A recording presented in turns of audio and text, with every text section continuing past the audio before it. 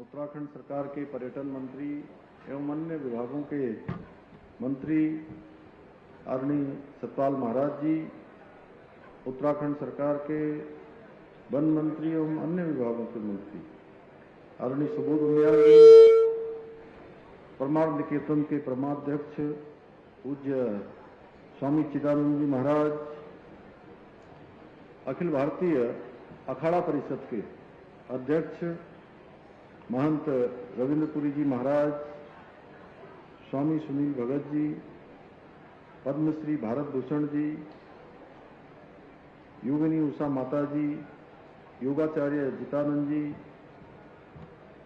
साध्वी भगवती जी, बसंती बिष्ट जी, पद्मश्री पर्यावरण अनिल जोशी जी, चेयरमैन नगर पालिका परिषद मुनिकृति नीलम बिजलवाल जी, शंभू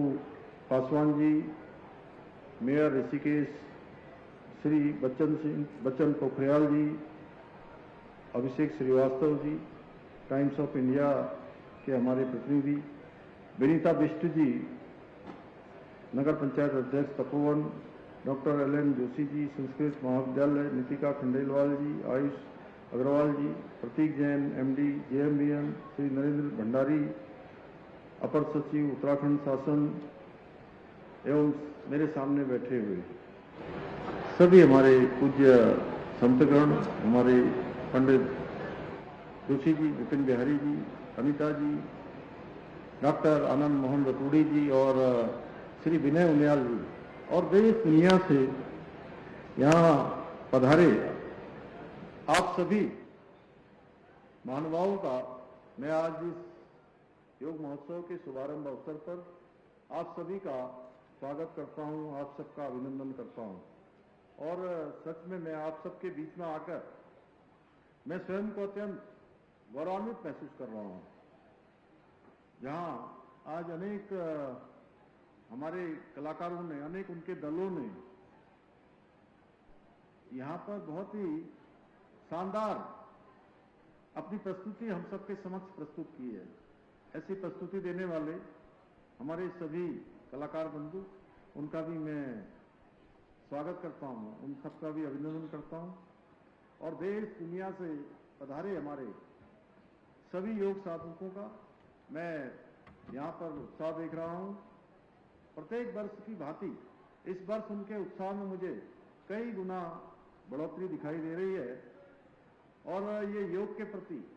जो आपका समर्पण है और ये समर्पण आपका इस पूरे वातावरण को ऊर्जा से भरने का काम कर रहा है और ऊर्जा भी सामान्य ऊर्जा नहीं, एक आध्यात्मिक ऊर्जा जो हमको ब्रह्मांड से प्राप्त हो रही है और हम सबके बीच में एक तरह से संचरित हो रही है। गढ़वाल मंडल विकास निगम और उत्तराखंड पर्यटन विभाग के संयुक्त तत्वाधान में आयोजित हो रहा ये योग महोत्सव पिछले 35 वर्षों से योग की परंपरा को विश्व के कोने कोने तक इस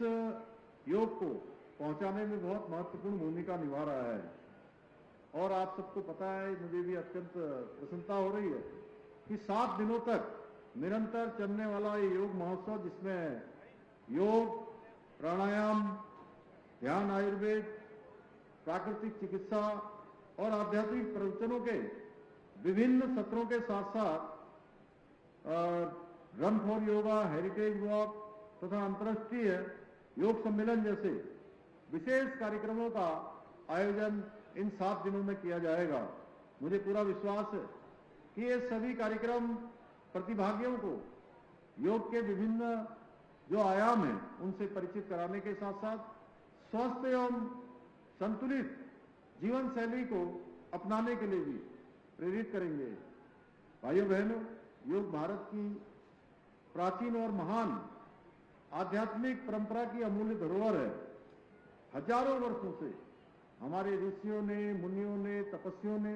और योगाचार्यों ने योग के माध्यम से शरीर, मन और आत्मा के संतुलन का जो मार्ग दिखाया था, आज वो पूरी दुनिया के लिए स्वस्थ जीवन, मानसिक शांति और आध्यात्मिक उन्नति का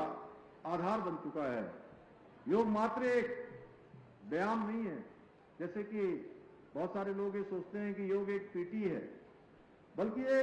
ये समग्र जीवन पद्धति है। आज जब संपूर्ण विश्व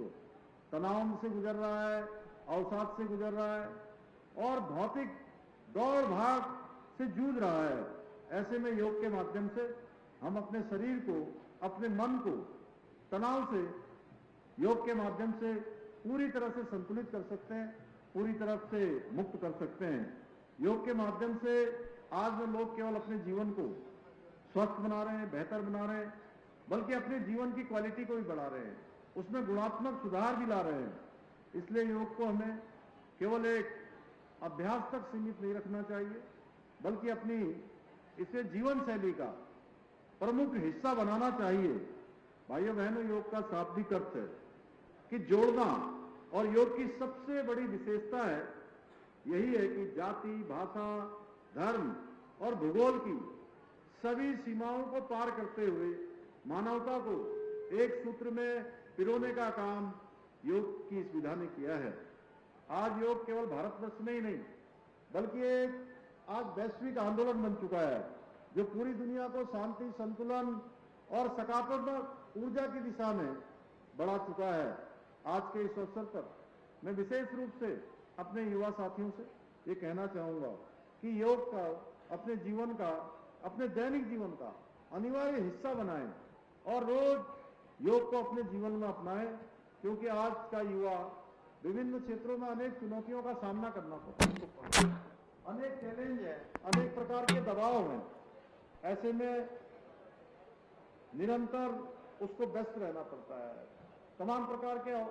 दबावों से गुजरना पड़ता है। ऐसे में योग उसे तनाव और दबाव से दूर रखने में सहायक सिद्ध होंगे, बल्कि उसको शारीरिक रूप से और मानसिक रूप से स्वस्थ और संतुलित और आत्मिक रूप से सशक्त बनाने का कार्य भी करेंगे। मुझे विश्वास है कि यदि हमारे युवा योग को अपने जीवन का हिस्सा बनाएंगे तो वो स्वयं स्वस्थ और सफल जीवन जीने के साथ साथ एक सशक्त और सकारात्मक समाज के निर्माण में भी बहुत महत्वपूर्ण भूमिका निभाएंगे। योग के इस महत्व को देखते हुए आदरणीय प्रधानमंत्री श्री नरेंद्र मोदी जी ने वर्ष 2014 में संपूर्ण विश्व के कल्याण के लिए 21 जून को अंतर्राष्ट्रीय योग दिवस के रूप में मनाने का प्रस्ताव संयुक्त राष्ट्र संघ में रखा था। उसी का परिणाम है कि आज दुनिया के 180 से भी अधिक देशों में करोड़ों लोग आज योग का अभ्यास कर रहे हैं और स्वस्थ जीवन जी रहे हैं। भाइयों बहनों, हिमालय की गोद में बसा हमारा उत्तराखंड केवल देवभूमि ही नहीं है, बल्कि योग भूमि भी है। ये भूमि प्राचीन काल से अध्यात्म साधना और योग की समृद्ध परंपराओं का केंद्र रही है। यहाँ की पवित्र नदियां, शांत वातावरण, स्वच्छ जलवायु और आध्यात्मिक ऊर्जा योग साधना के लिए एक आदर्श वातावरण प्रदान करती हैं। विश्व भर से हजारों लाखों साधक प्रतिवर्ष उत्तराखंड आकर योग और ध्यान का अभ्यास करते हैं। विशेष रूप से ये तपोवन का क्षेत्र, मुनिकृति का क्षेत्र, ऋषिकेश का क्षेत्र, नरेंद्र नगर का क्षेत्र और ये पूरे आसपास का इस क्षेत्र को अगर मैं कहूं तो ये हमारे लिए अत्यंत गर्व की बात है कि आज पूरी दुनिया में इस पूरे क्षेत्र को विश्व की योग की राजधानी के रूप में जाना जाता है। अब योग पार्ट ऑफ लाइफ नहीं रहा, बल्कि वे ऑफ लाइफ बन चुका है। हमारी राज्य सरकार भी आदरणीय प्रधानमंत्री श्री नरेंद्र मोदी जी के मार्गदर्शन में योग को बढ़ावा देने के लिए, इसे जन जन तक पहुंचाने के लिए निरंतर कार्य कर रही है। इस दिशा में हमने योग को वैश्विक राजधानी के रूप में स्थापित करने के उद्देश्य से उत्तराखंड में देश की पहली योग नीति 2025 लागू की है। इस नीति के अंतर्गत हम प्रदेश में योग और ध्यान केंद्रों के विकास के लिए 20 लाख रुपए तक की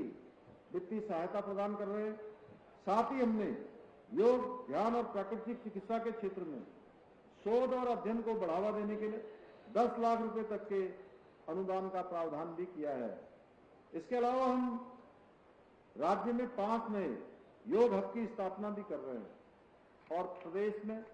सभी आयुष हेल्थ वेलनेस सेंटरों में योग सेवाओं की उपलब्धता भी सुनिश्चित कर रहे हैं।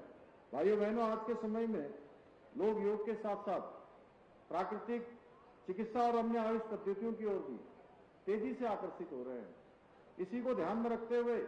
हमारी सरकार उत्तराखंड में आयुष वेलनेस सेंटरों और नेचुरोपैथी केंद्रों को लगातार प्रोत्साहित कर रही है। आज प्रदेश में आयुष आधारित 300 से अधिक आयुष्मान आरोग्य केंद्र संचालित किए जा रहे हैं।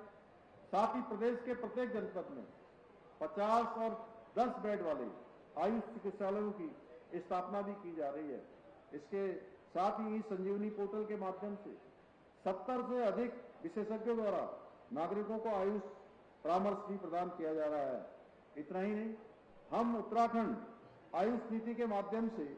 औषधि निर्माण, वेलनेस शिक्षा, शोध और औषधि पौधों के संवर्धन को भी बढ़ावा दे रहे हैं।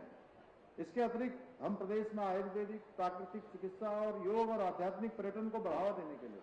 हमारे राज्य के गढ़वाल और कुमाऊं मंडल दोनों में एक एक स्पिरिचुअल जोन, इकोनॉमिक जोन की स्थापना भी करने जा रहे हैं। इसके लिए हमने इस बार के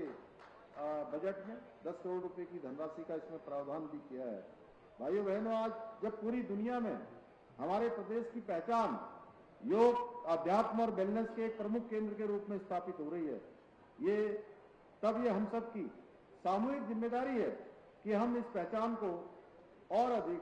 सशक्त बनाएं, इसको और मजबूत बनाएं और गौरवशाली बनाने के लिए निरंतर कार्य करें। मुझे पूरा विश्वास है कि आप सभी इस दिशा में हमारे साथ मिलकर कार्य करेंगे और उत्तराखंड को विश्व की योग राजधानी बनाने के हमारे विकल्प रहित संकल्प को पूरा करने में अपना सहयोग देंगे, अपना योगदान देंगे। इसी विश्वास के साथ मैं आप सभी को पुनः अंतर्राष्ट्रीय योग महोत्सव के आयोजन की